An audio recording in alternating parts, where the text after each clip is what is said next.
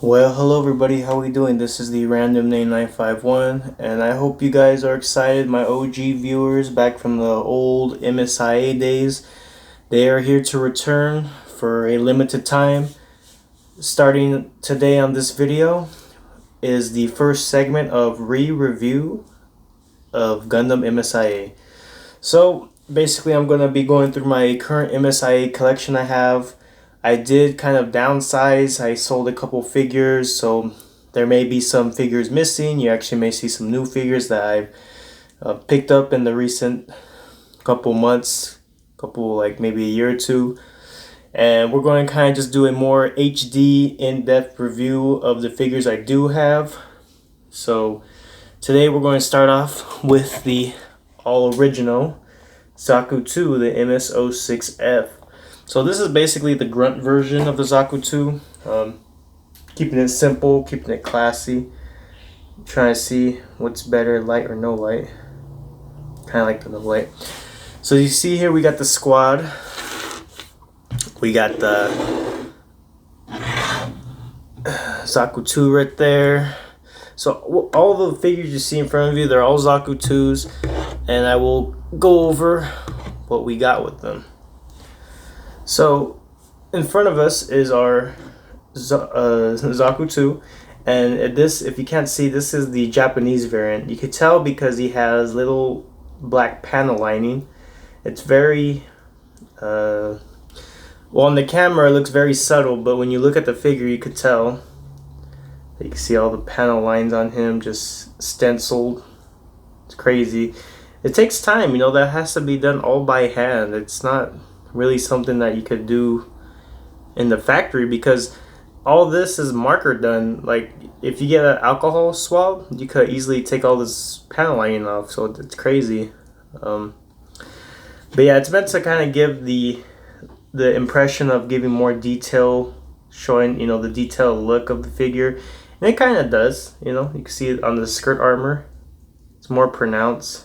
Let me just turn on the flash. You can see, yeah, a lot better there compared to him. Looks a little bland, still looks good though. Alright, let me turn off the flash real quick. So the Zaku II, these guys, the Japanese versions are actually relatively cheap. You could probably still find them for about $10 brand new, more or less, maybe like $15. And the Japanese version, it's gonna come like in a box like this, as you see in the back. And I found my couple of Zaku IIs on a site called Mandarake, and they sell a bunch of like just Japanese figures, you know, Zakus, just Gundams, a lot of just cool stuff in general.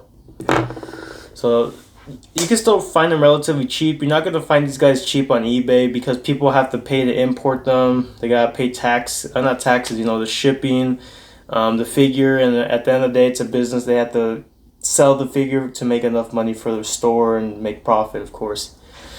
So what does this guy come with? So the Zaku II, again, there's two variants, the Japanese and the US version.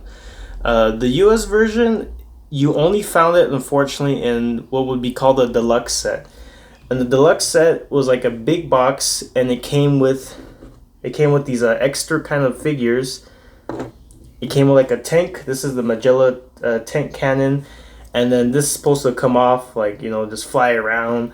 And then if this guy was ever battle scarred or like say blown up in battle, he lost his legs, you could take the torso and just attach it on top here. I think there's another piece I'm missing. Yeah, there's another piece that's supposed to go here that allows the torso to be mounted on the top of this tank.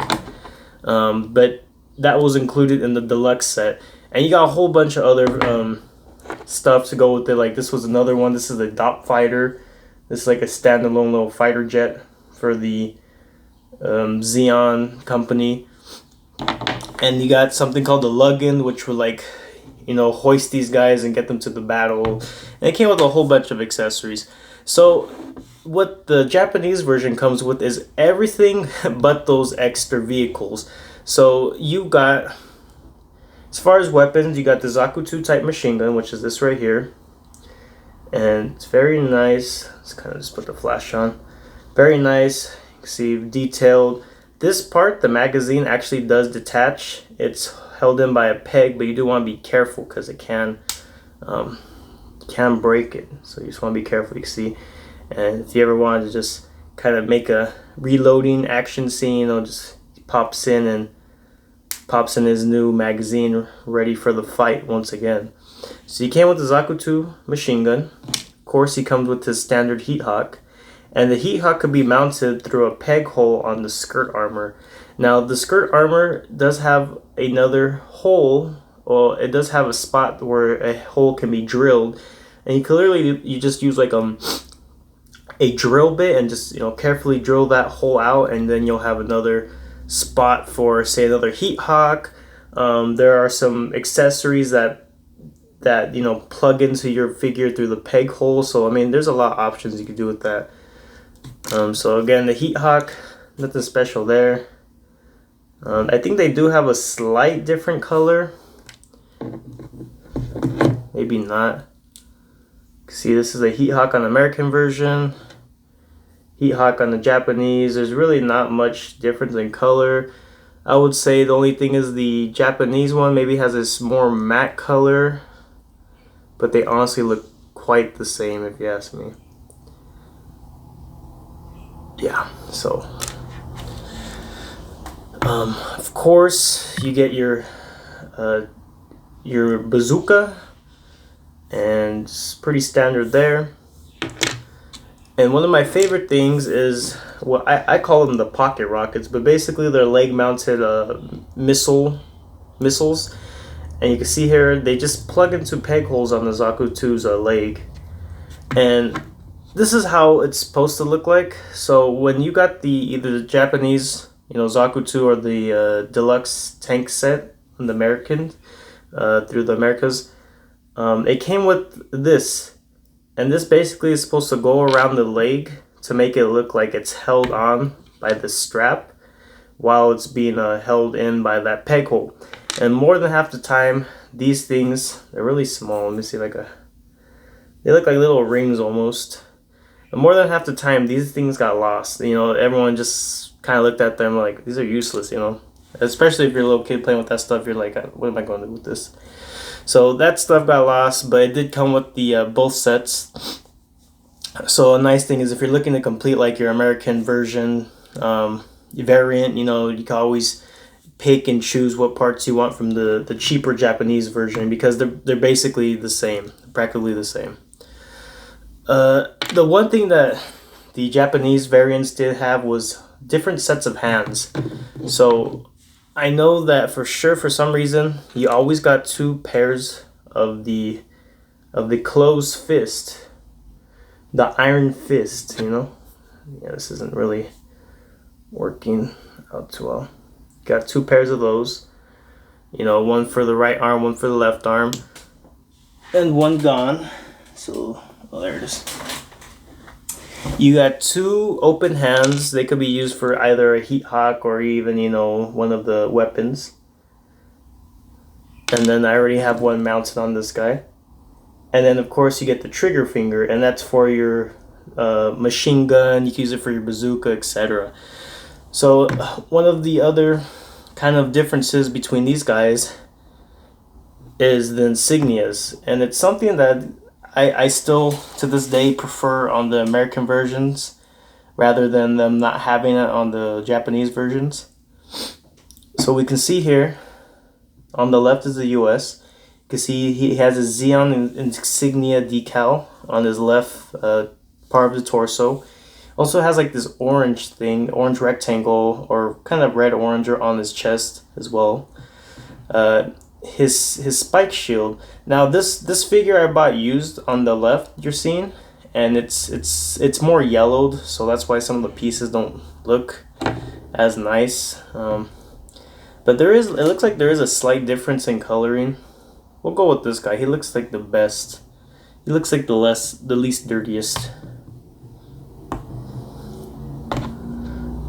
You can see there still is a subtle difference in color. I would say the one on the right, the Japanese one, is more true to color. It's kind of hard to see with the flash because he looks really washed out. Not really gonna help much there. Put the flash back on real quick. Just kind of adjust the camera. There we go. So you can see here, decals are missing on the right. You're going to be missing a lot of like cool little decals. Even look at the feet. They went as far as, I don't know how they got that, but it's like microscopic. Let's see if I can get a zoom in on that.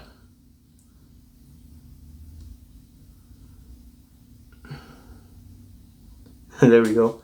Let's see if I can hold enough. Oh man. So it says danger. Damn, how did I get that? So it says danger. This line of sight. Something. Let me just read it and I'll say. I can't even read it with my glasses. But yeah, I mean, it's crazy. They went into that much detail on the American versions that they have little insignias or decals like that. So you got that.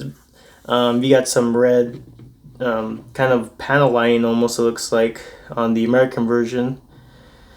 And we'll take a look on the back. Another thing that got lost too on these Zakus is, of course, these boosters. These things come off really easily, and then just from the factory, sometimes they're not molded correctly, so they fall off all the time. And sadly, those get lost. I know I have one figure already that doesn't have them. You can see that. And we got the same thing. Looks like Bandai, SAS, China in the back. 2001. So these things are, ooh. Oh, look at the Japanese version. It makes sense, you know, it came out in Japan first. It says in 99 on this one. This one says 2001, so about a 2-year difference. And of course, the insignia on the shield. So the thing I liked about the American versions is you see here, you have the Xeon insignia with the unit number. It went from 01 up to 09. And basically you could kind of army build or make a squadron, a unit or something. You know, you have 01 through 09. Kind of cool thing going on. There are little things here, like you can see sometimes the way the paint's applied for the eye. I would say on this time around, the American version looks a bit more clean. The one on the Japanese version, the eye pops out more, but it doesn't look as clean. It does look cool though, I'm not gonna lie, it does look cool, but it looks way too big.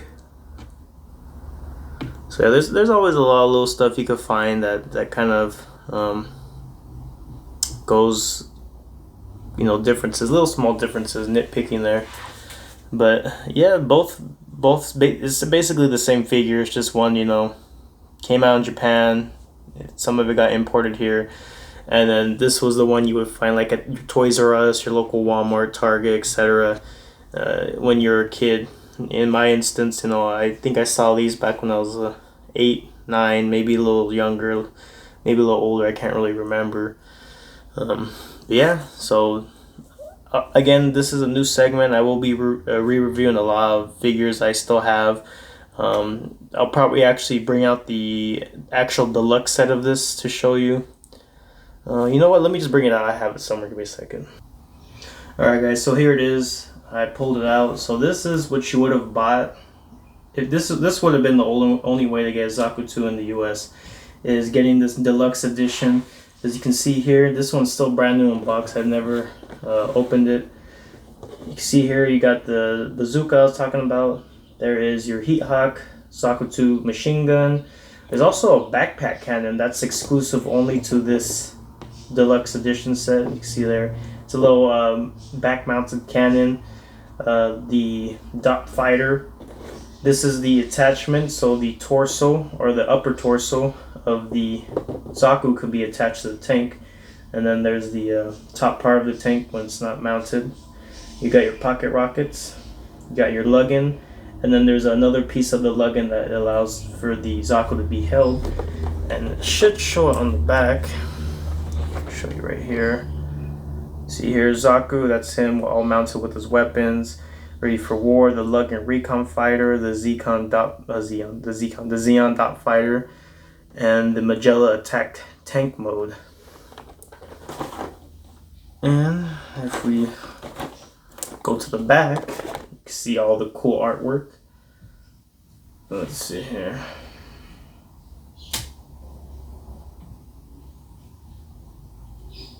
As you can see, we got the RX-78. We got it says combine your figure and your action figure and all that, so you can make them the. There he is, the Zaku tank mode. You can see how he's mounted. He has, oh yeah, there's another, I forgot there's another weapon that they're supposed to have. It's just like a, basically meant to be one of these, like a tank cannon. You see he even has the backpack cannon on the back, the top fighter, and then the lug-in, how the Zaku holds onto that so it can be transported, I don't know, maybe over a canyon or a cliff or something like that. And again, guys, this was the only way back in the day to get the to sadly get the Zaku II in America. And if you're, you know, like I said, they had a version of this. I'm not gonna pull that out because I don't know where it's at. I have it, but I don't know where it's at. They had a version of this in Japan called the Toys Dreams Workshop or something, and it's very cool. It's just like this, except it's they got a more really nice color to it, and then everything just looks cool. Like instead of being green, I think the vehicles are like brown, like an army brown, and it just looks so really good. If I can find it, I'll make a video on that maybe today as well. But yeah, guys, I hope you enjoyed this re-reviewing, taking a second look at the Gundam MSIA. Again, I'll be continuing this. Till next time, deuces.